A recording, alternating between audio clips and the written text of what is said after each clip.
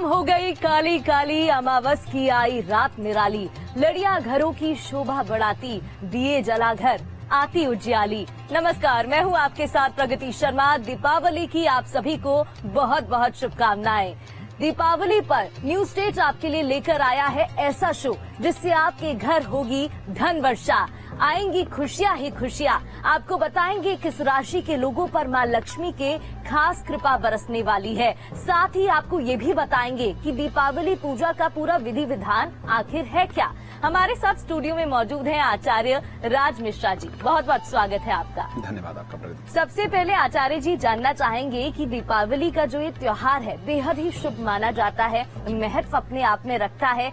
सबसे पहले जान लेते हैं कि दिवाली पर इस बार क्या खास संयोग बन रहा है। देखिए, सबसे पहले तो दीपावली वाकई सबसे सुंदर त्योहार है और ये उस प्रकार का त्योहार है जहाँ पर मानव नहीं, साधारण मानव नहीं, देवता और दानों तक, देव दनुज नर नाग खग और प्रेत पितर गंधर्व, ये सभी लोग प्रसन्न थे। देव दनुज नर नाग खग प्रेत पितर गंधर्व और बंदों किन्नर रजनिचर कृपा करहु अब सर्व। ये मेरा शब्द नहीं है, ये शब्द था अवधवासियों का।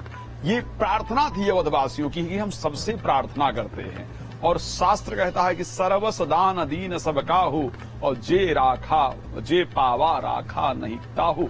सभी लोगों ने जो भी उनके पास था श्रद्धा से उसको लुटाया। सभी देवता बहुत प्रसन्न है क्योंकि ये वो दिन था जब भगवान ने रावण अतताई दुष्ट का वध करके और 14 वर्ष बाद अयोध्या में वापसी की थी।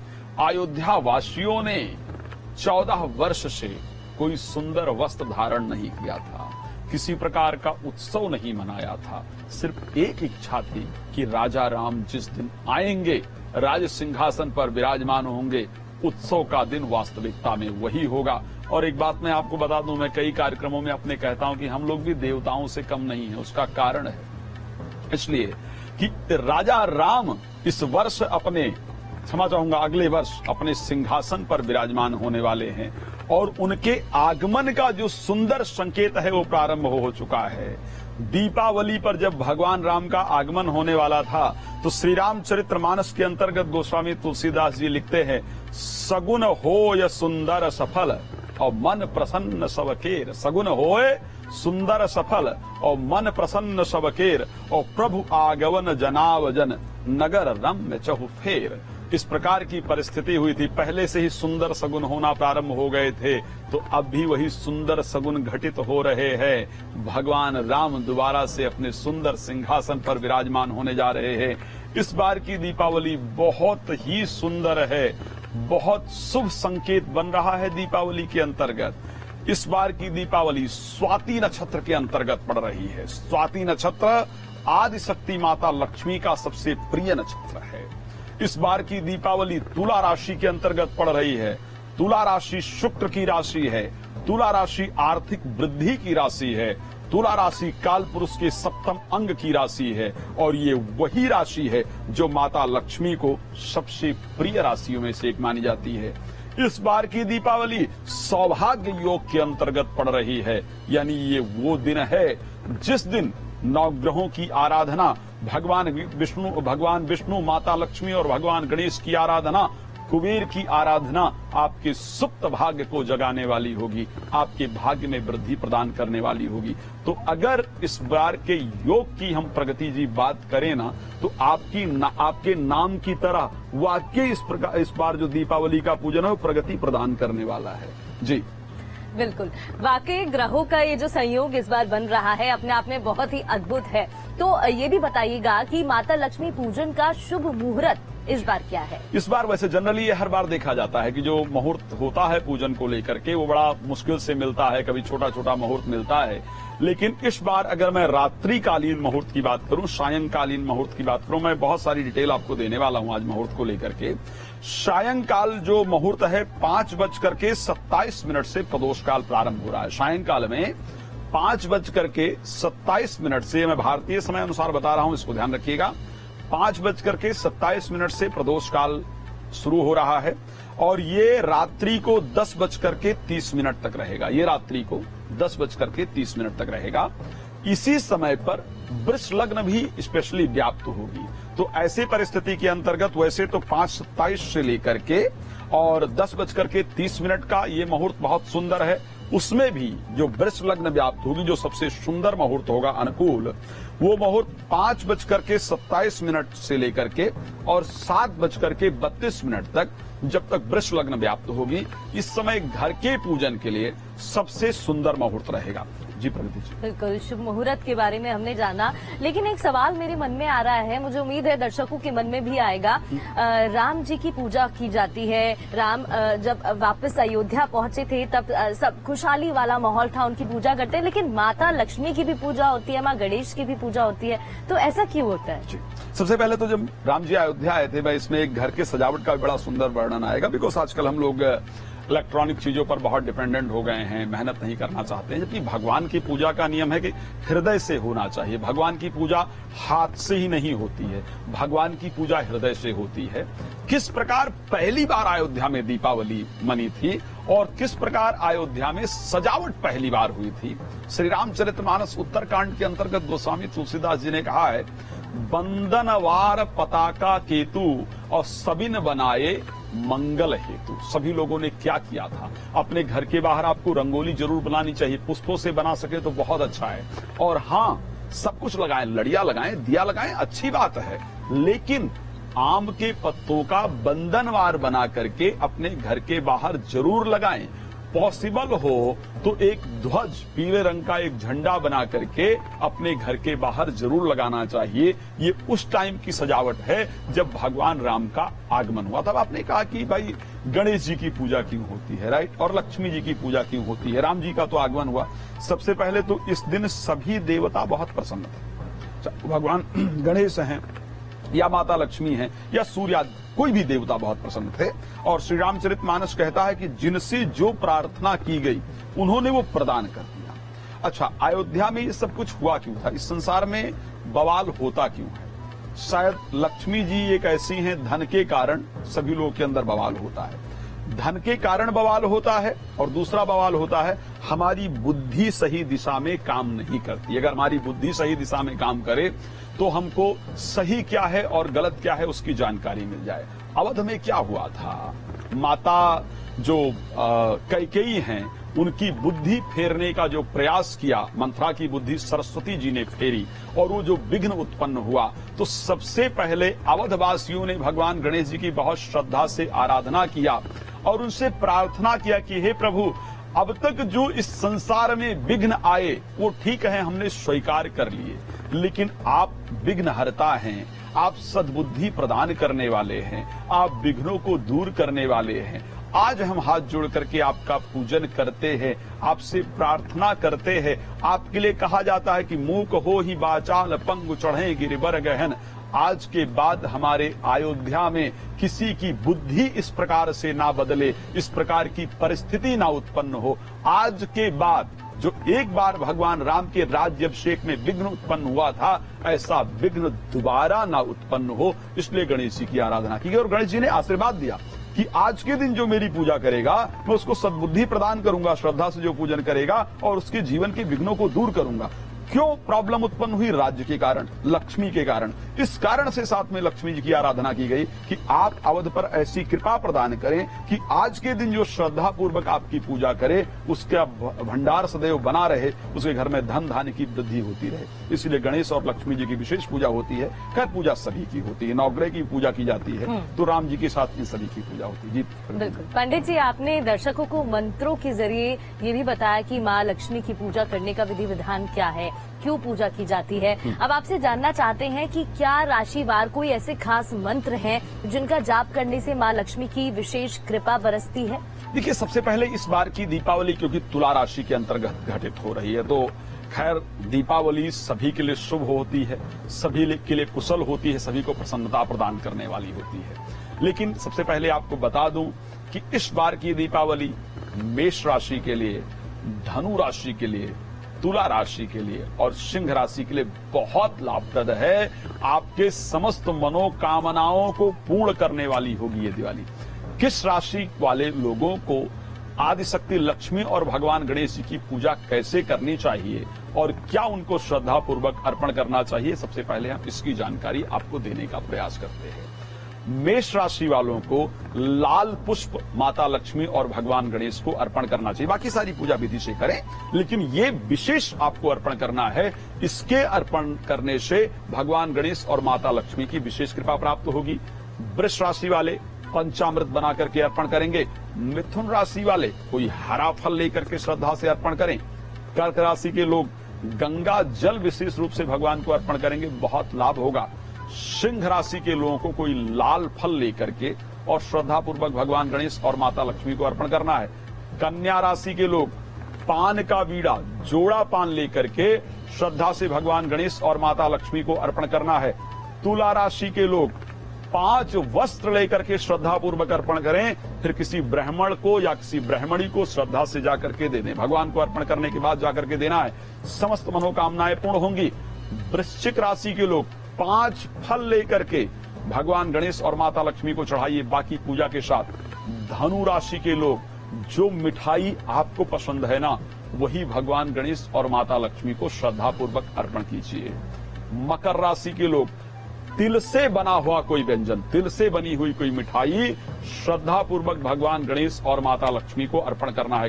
कुंभ राशि के लोग गाय के घी का दिया श्रद्धा पूर्वक भगवान गणेश और माता लक्ष्मी को जलाएंगे, उनके सामने घी का दिया जलाएंगे और श्रद्धा से उनकी आरती गाएंगे। आपकी समस्त मनोकामनाएं जो है वो पूर्ण होंगी। मीन राशि के लोग गव दुग्ध से छींटा लगाना है माता लक्ष्मी और भगवान गणेश जी को। इसको करने से आपके मन की कामनाएं पूर्ण होंगी। क्या प्रार्थना होनी चाहिए? जो भी आपके मन की कामना है, जो विशेष मीन राशि के लिए बताया है, जो भी आपके मन में प्रार्थना है कि मेरा ये कार्य बने, श्रद्धा से प्रार्थना कर लीजिएगा। एक प्रश्न मुझसे किसी ने पूछा था, इसलिए मैं चाहता हूं कि यहां इसको भी क्लियर कर दूं। लोग पूछते हैं कि जैसे भगवान गणेश लक्ष्मी जी की मूर्ति रखते हैं, तो हमारे लेफ्ट में भगवान गणेश होने चाहिए या लक्ष्मी जी के लेफ्ट में भगवान गणेश होना चाहिए? बहुत लोगों के प्रश्न होते हैं और मुझसे कई लोग पूछा करते थे। मुझे लगा कि थोड़ा क्लियर किया जाए।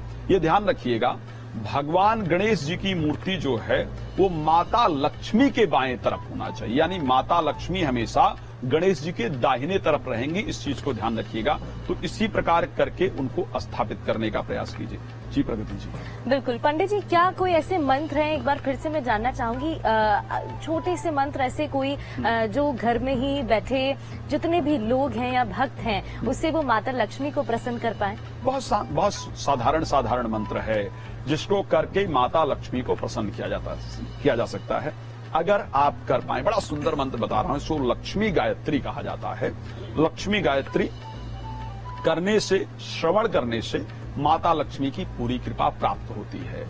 ओम महालक्ष्मी च विद्महे विष्णु पत्नी च धीमहि तन्नो लक्ष्मी प्रचोदयात्। महालक्ष्मी च विद्महे विष्णु पत्नी च धीमहि तन्नो लक्ष्मी प्रचोदयात्। श्रद्धा पूर्वक इस मंत्र का जप करना चाहिए। एक और बात, अगर पति पत्नी, वैसे परिवार के समस्त सदस्य एक साथ बैठ करके श्रद्धा से पूजन करें, ये बहुत महत्वपूर्ण है। लेकिन लक्ष्मी पूजन ही इस प्रकार का विधान है जहां पर पत्नी दाहिनी तरफ बैठ करके, यानी पति के दाहिनी तरफ बैठ करके पत्नी भगवान गणेश और माता लक्ष्मी की श्रद्धा पूर्वक पूजन करे। कोई ब्राह्मण यदि आपके घर में पूजन करा रहे हैं, कई बार ऐसा होता है कि विधियों में कई बार गड़बड़ी हो जाती है, कोशिश करें कि ग्रंथि बंधन करके, जैसे आप घर में पूजन कर रहे हैं, कोई बच्चा इत्यादि, कोई बच्ची इत्यादि आपके घर में है या आपकी बहन कोई भी है, तो एक ग्रंथि बंधन कर दें। पुरुष हमेशा, ये नियम भी है वेद में कि जब भी पूजन करें तो अंग वस्त्रम जरूर होना चाहिए, यानी एक कंधे पर एक गमछा जरूर होना चाहिए। स्त्री का जो पल्लू है साड़ी का, उसके अंदर थोड़ा फूल डाल करके उसमें ग्रंथि बांध करके, पुरुष के अंग वस्त्रम गमछे से ग्रंथि बंधन करके फिर श्रद्धा पूर्वक पूजन किया जाए तो पूजन का बड़ा शानदार लाभ प्राप्त होता है। जी प्रगति जी।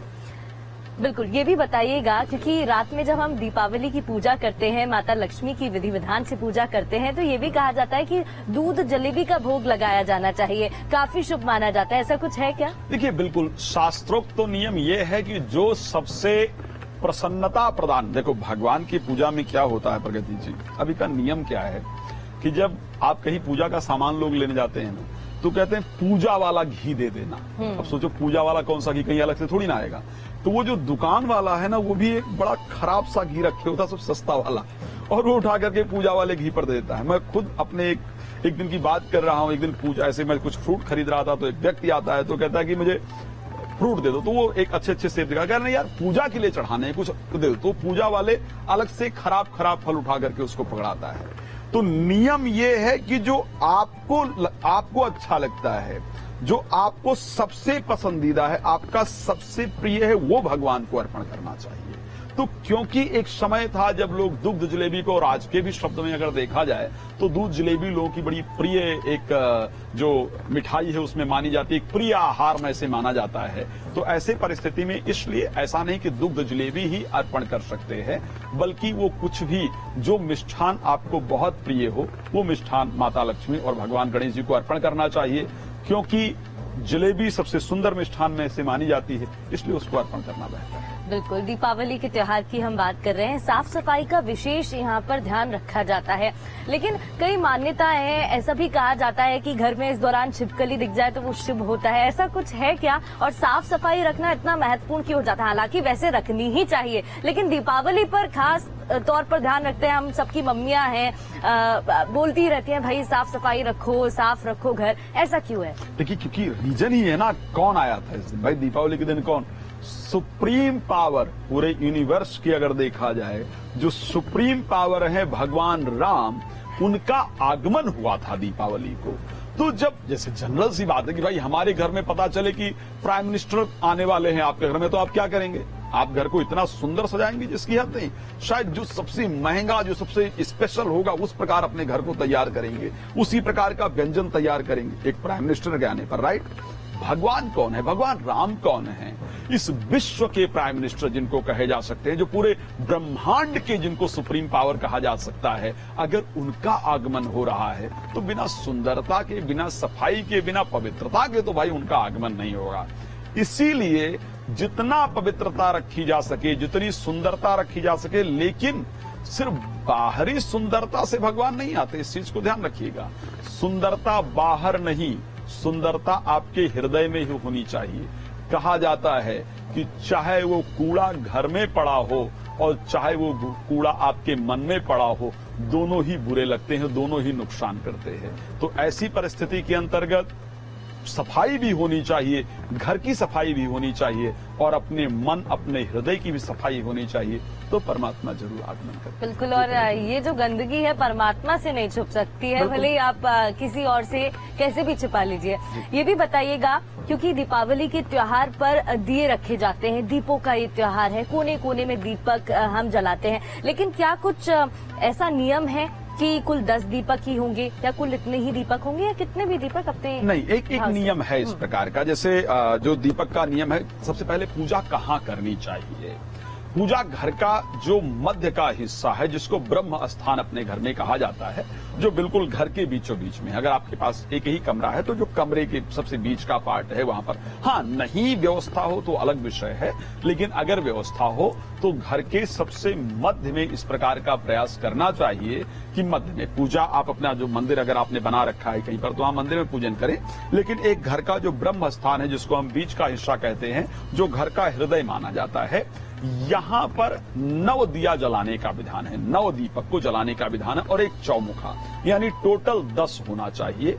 9 दिया स्पेशली 9 ग्रहों का स्वरूप मान करके 9 दिया को जलाया जाता है, और एक चारों दिशाओं को 10 दिक्पाल और लोकपाल का स्वरूप मान करके एक मध्य में उसके अंदर दिया जलाया जाता है। तो जो बाकी दिया तो होते हैं वो आप तेल का, जो भी आप बाहर रखने के लिए दिया जलाते हैं, वो सारे दिया तेल के होते हैं, लेकिन उसके साथ जो ये वाले दिया जलाए जाते हैं, ये घी का दिया होता है। तो इस परिस्थिति में 10 दिया स्पेशली जलाया जाता है, और इन 10 दियाओं को फिर जला करके वो जो चौमुखा दिया है वहां पर रखा जाता है। इस प्रकार का और नियम है प्रगति जी, कि इन दिया को जला करके और फिर यहाँ भगवान का स्मरण करके और राई लेकर के, हमारे यहाँ ये बड़ा सुंदर प्रयोग कराया जाता था और ये बड़ा फायदेमंद होता था कि राई लेकर के, जो होता है ना पीली सरसों या राई लेकर के, और जैसे कोई मंत्र आपको जागृत करना हो, लाइक आप गायत्री मंत्र हमेशा पढ़ते हैं, तो उस दिन उस मंत्र को 108 बार जप करके और उस राई को सभी दिया में थोड़ा थोड़ा डाल देने से वो मंत्र सिद्ध हो जाता है, वो मंत्र जागृत हो जाता है। तो जब भी उस मंत्र का आप पाठ करते हैं तो उसका बड़ा ही सुंदर फल आपको प्राप्त होता है। इसी ब्रह्म स्थान पर यदि बच्चे की पढ़ाई में बुद्धि ना लगती हो तो ऐसे कंडीशन में यहाँ बैठ करके वो 1 चैप्टर या 2 चैप्टर जो भी उसको अच्छा लगता हो वो पढ़े तो उसका एजुकेशन अच्छा होता है। उसी के साथ यहाँ बैठ करके किसी मंत्र को अध्ययन किया जाए। यहाँ पर लोग धन को भी रखा करते हैं, वैसे जनरली लोग अपने मंदिर में भी रखते हैं, लेकिन यहाँ पर भी धन रखने का विचार है। तो ब्रह्म स्थान पर 10 दिया को जला करके इस सुंदर प्रयोग का ये विधान है। इसी प्रकार लोग तंत्र इत्यादि का भी, जो दिवाली में तंत्र का भी लोग बहुत प्रयोग करते हैं। श्री रामचरितमानस में वर्णन आता है, काल रात्रि निश्चर कुल केरी, ये सुंदरकांड के अंतर्गत चौपाई है। तो वो लोग भी इस प्रकार की प्रक्रिया का वर्णन करते हैं। तो 10 दिया स्पेशली जलाने का विधान है जी। बिल्कुल, तो ये रोशनी का त्योहार है, सबका त्योहार बेहद ही शुभ रहे और ऐसे ही जगमगाए। जिन भी नियमों का आपने अभी जिक्र किया है, मुझे उम्मीद है सभी उसका पालन करने वाले हैं और ऐसे में उनकी दीपावली बेहद ही शुभ होगी। बहुत बहुत शुक्रिया आपका। धन्यवाद। जय श्री राम। तो दीपावली की आप सभी को एक बार फिर से बहुत बहुत शुभकामनाएं। ये दिवाली आपको और आपके परिवार में अपार खुशियां और धन समृद्धि लेकर आए। माता लक्ष्मी की कृपा आप पर बनी रहे, ऐसी हमारी मनोकामना है।